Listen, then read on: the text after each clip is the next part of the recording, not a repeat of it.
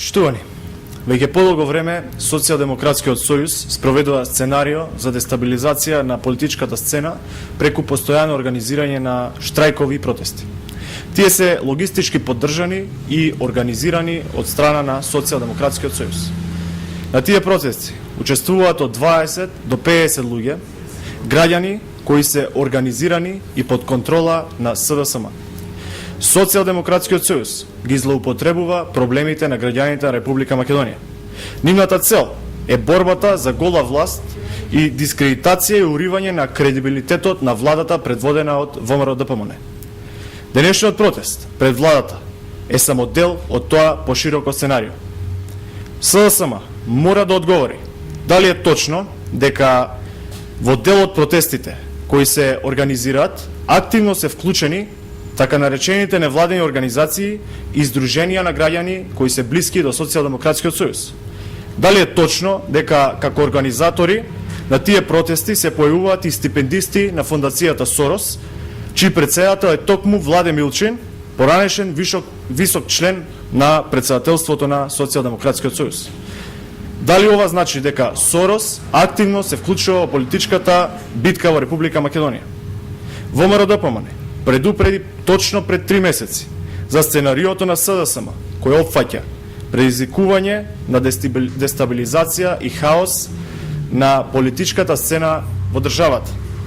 Долгоречното сценарио на Социјалдемократскиот сојуз опфаќа протести на така наречени стечајци, злоупотребувајќи маката на вистинските стечајци создадени од неодговорното работење на Социјалдемократскиот сојуз и Бранко Црвенковски. Штрајкови на земјоделци и протести на граѓани кои СДСМ сака да ги прикаже како проблем создаден од владата на ВМРО-ДПМН. Заедничко за сите протести е фактот што најголем дел од насобраните и измалтретирани граѓани се членови на Социјалдемократскиот сојуз, мобилизирани, организирани и логистички поддржани од општинските организации на Социјалдемократскиот сојуз.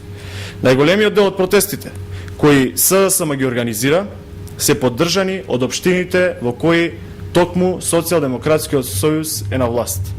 Почитувани, СДСМ продолжува да се занимава со организирање на протести, наместо да дава предлози и идеи кои се од интерес на граѓаните на Република Македонија. СДСМ наместо демократски да се однесува, продолжува транзицијски да действува. Со тоа, Социјалдемократскиот сојуз покажува дека нема никаков демократски капацитет. За жал, Социјалдемократскиот сојуз е истата транзицијска партија како што имавме прилика да ја гледаме во изминатите 20 години. Ви благодарам. Дали имате прашања? Да. Фирмата Силекс, тоест фирмите Силекс се приватизирани токму во времето на владењето на Бранко Црвенковски. Па логички се поставува прашањето, има ли нешто што Бранко Црвенковски знае, а ние не? Или пак се работи за притисок од медиум? И нормално, ако нешто неправилно се приватизирало, зошто Бранко Црвенковски го дозволил тоа во неговото време и со кои цели? Ви благодарам. Да.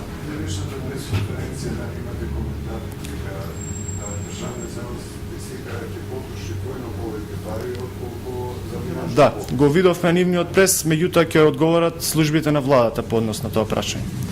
Ви благодарам.